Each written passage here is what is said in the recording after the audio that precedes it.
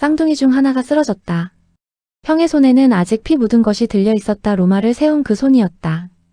몇 달 전까지만 해도 둘은 나란히 서서 같은 곳을 바라보고 있었다. 늑대의 젖을 나눠 먹고 같은 오두막에서 자랐으며 같은 도둑떼와 맞서 싸웠던 형제였다. 알바 롱가의 왕 누미토르에게는 딸이 하나 있었다. 레아 실비아라는 이름의 그 딸을 동생 아물리우스는 형을 몰아내고 왕자를 차지한 뒤 베스타 신전의 사제로 만들었다. 사제는 평생 결혼할 수 없었다. 아이를 낳을 수 없다는 뜻이었다. 조카가 낳을지도 모를 후계자가 두려웠던 아물리우스의 계산이었다. 그러나 계산은 어긋났다. 신전에서 홀로 지내던 어느 밤 낯선 존재가 그녀의 방에 들어왔다고 전해진다. 얼마 뒤 그녀는 쌍둥이를 낳았고 그 존재가 군신 마르스였다고 주장했다. 사람들이 그 말을 믿었는지는 알 수 없다. 다만 아물리우스는 그녀를 유폐하고 쌍둥이는 죽이라 명령했다. 아물리우스는 즉시 명령을 내렸다. 갓난 쌍둥이를 바구니에 담아 티베르강에 띄어보내라. 명령을 받은 하인은 차마 아이들을 물에 던지지 못하고 바구니째 강가에 내려두고 돌아섰다. 강물은 마침 불어있었고 바구니는 멀리 가지 못한 채 무화과나무 뿌리에 걸렸다. 강가로 물을 마시러 내려온 늑대 한 마리가 그 바구니를 발견했다. 늑대는 아이들을 물어 죽이는 대신 몸을 웅크려 젖을 물렸다.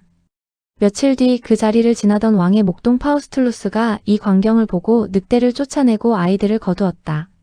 그는 자신의 오두막으로 둘을 데려가 아내 아카, 라렌티아와 함께 로물루스와 레무스라는 이름을 지어주고 아들처럼 길렀다. 두 소녀는 목동의 아들답게 자랐다. 다른 소년들보다 유독 힘이 세고 걸음이 빨랐으며 무리지어 산적질을 하는 진짜 도둑들과 맞서 싸우는 일도 마다하지 않았다. 그 중에서도 로물루스는 또래 사이에서 늘 앞장서는 쪽이었다.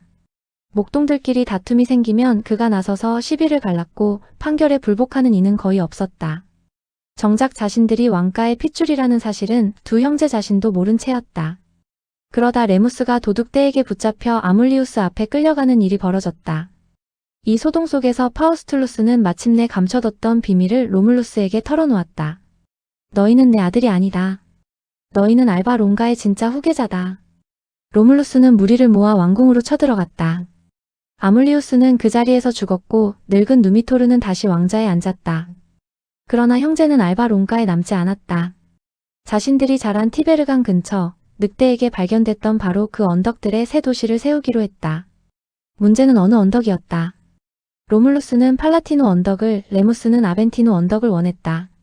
둘은 결론을 하늘에 맡기기로 하고 각자 언덕에 올라 새들의 비행을 지켜보았다. 밤새 아무 새도 나타나지 않았다. 동이 트기 시작할 무렵 레무스가 먼저 6마리의 독수리를 보았다고 외쳤다. 그러나 곧이어 로물루스 쪽 하늘에서 12마리가 나타났다. 숫자로는 로물루스의 승리였지만 순서로는 레무스가 먼저였다. 양쪽 무리 모두 자신들의 우두머리가 이겼다고 주장했고 언성은 곧 몸싸움으로 번질 기세였다. 로물루스는 팔라티노 언덕의 성벽의 경계선을 긋기 시작했다. 낮은 도랑을 파고 그 위에 상징적인 벽을 세우는 의식이었다. 레무스는 그 앞에 서서 비웃었다. 이런 낮은 벽으로 적을 막을 수 있겠느냐며 그는 한달음에 도랑을 뛰어넘었다. 로물루스는 아무 말 없이 그를 향해 손을 들었다. 곁에 있던 자들 중 누구도 정확히 무엇을 보았는지 나중에 똑같이 말하지 않았다. 로물루스가 직접 쳤다는 이도 있었고 그의 부하 켈레르가 삽으로 내리쳤다는 이도 있었다. 확실한 건 하나였다. 레무스는 그 도랑 안에 쓰러졌고 로물루스는 그 옆에 섰다. 그가 남겼다는 말만이 전해진다. 이 성벽을 넘는 자는 누구든 이렇게 된다. 그 뒤로 로물루스는 성벽 공사가 끝날 때까지 그 도랑 근처에 다시 가지 않았다. 파우스툴루스도 아카 라렌티아도 그날 이후 그의 앞에서 레무스의 이름을 입에 올리지 않았다. 누구도 묻지 않았고 그도 설명하지 않았다. 도시에는 이름이 필요했다. 로물루스는 그것을 자신의 이름을 따 로마라 불렀다. 그러나 갓 세운 도시에는 정작 사람이 없었다. 그는 팔라티노 언덕 한쪽에 은신처를 열어 빚진 자든, 도망친 노예든 살인을 저지른 자든 가리지 않고 받아들였다. 신분도 죄의 무게도 묻지 않았다. 도시는 순식간에 남자들로 채워졌다. 처음 몇 주는 서로 어디서 왔는지조차 묻지 않는 게 이 도시의 유일한 규칙처럼 보였다. 그러나 곧 문제가 드러났다. 그 남자들에게는 아내가 없었다. 이웃한 사비니족 마을들의 혼인을 청했지만 모두 거절당했다. 뜨내기들이 모여 만든 도시에 딸을 시집보낼 아버지는 없었다. 사절단은 번번이 빈손으로 돌아왔고 몇몇은 문전박대까지 당했다. 로마의 남자들 사이에서도 불만이 쌓였다. 이대로라면 이 도시는 한 세대 만에 사라질 도시였다. 로물루스는 다른 방법을 택했다. 그는 넵투누스를 기리는 성대한 축제를 연다는 소식을 사비니족 전역에 퍼뜨리고 이웃 부족들을 손님으로 초대했다. 사비니 사람들은 이 낯선 신생도시에 별 의심 없이 여자와 아이까지 데리고 경기를 구경하러 왔다. 경기장에는 색색의 천막이 세워졌고 로마 남자들은 손님들 사이를 오가며 넉살 좋게 인사를 건넸다. 경기가 한창 무르익어 관중이 넋을 놓고 있을 때 로물루스가 자리에서 일어나 망토를 접었다 폈다. 미리 정해둔 신호였다. 로마의 남자들은 각자 눈여겨봐둔 사비니 여인을 붙잡아 성 안으로 끌고 들어갔다. 비명과 뒤엉킨 발소리가 경기장을 뒤덮었다. 몇몇은 저항했고 몇몇은 얼어붙은 채 끌려갔다. 축제의 음악은 그 소란 속에서도 한동안 멈추지 않았다. 아버지와 남편들은 미처 손을 쓰지 못한 채 딸도 아내도 없이 쫓겨났다. 전쟁은 예정된 수순이었다. 사비니족은 왕 티투스 타티우스를 앞세워 군대를 이끌고 로마로 진군했다. 성체 하나가 내부의 배신으로 손쉽게 넘어가면서 도시는 몇 차례 함락 직전까지 몰렸다. 팔라티노 언덕 바로 아래 벌판에서 벌어진 마지막 접전에서도 승부는 쉽게 갈리지 않았다. 창과 칼이 부딪히는 소리가 언덕까지 울렸다. 전세를 뒤집은 것은 로마인도 사비니인도 아니었다. 이미 로마인의 아내가 되어 아이를 낳은 여인들이 머리를 풀어헤친 채 두 진영 한가운데로 뛰어들었다. 그들은 남편과 아버지 양쪽을 향해 소리쳤다. 자신들을 두고 서로를 죽이려면 차라리 자신들부터 먼저 죽이라고. 창을 겨눈 채 서 있던 병사들이 하나둘 무기를 내렸다. 사비니족의 왕 티투스 타티우스와 왕위를 나누어 함께 로마를 다스리기로 했다. 두 왕은 각자의 지지자들을 이끌고 같은 원로원 회의장에 나란히 앉았다. 로물루스는 자신과 대등한 자리에 앉은 이 노인을 대체로 존중했다고 전해진다. 공동 통치는 몇 해간 큰 마찰 없이 이어졌지만 타티우스가 라비니움에서 벌어진 종교 분쟁에 휘말려 성난 군중에게 맞아 죽는 사건이 벌어지면서 갑작스레 끝났다. 로물루스는 그 죽음을 응징하는 대신 조용히 장례만 치러주었다. 이유를 묻는 이에게 그는 답하지 않았다. 다만 그날 이후로 그는 어떤 조언자도 자신과 완전히 대등한 자리에 두지 않았다. 그 뒤로 로물루스는 홀로 로마를 다스렸다.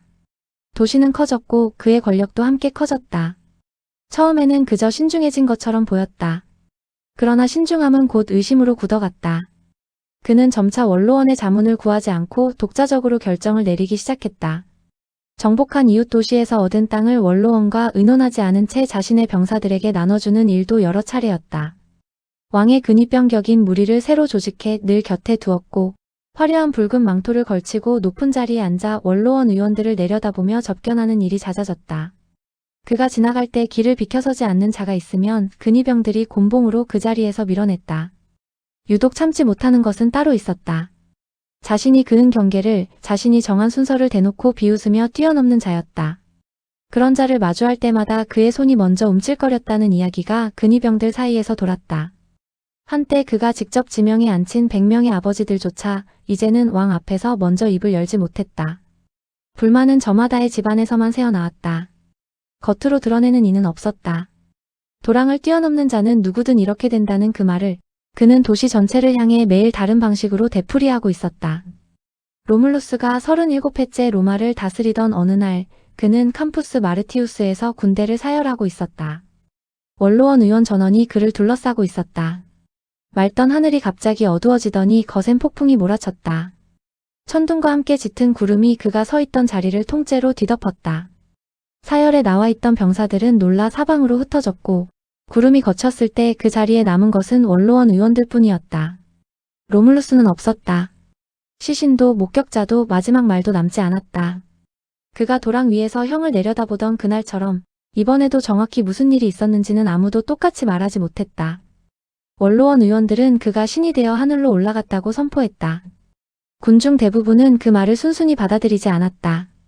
왕좌에 지나치게 오래 앉아있던 그를 다름 아닌 원로원 의원들이 그날 각자의 겉옷 속에 숨긴 칼로 찔러 죽인 뒤 조각내어 옷 속에 나눠 감추고 흩어졌다는 소문이 광장 곳곳에서 돌았다. 폭풍은 그저 우연히 겹친 날씨였을 뿐이라고 뒷골목에서는 수군거림이 이어졌다.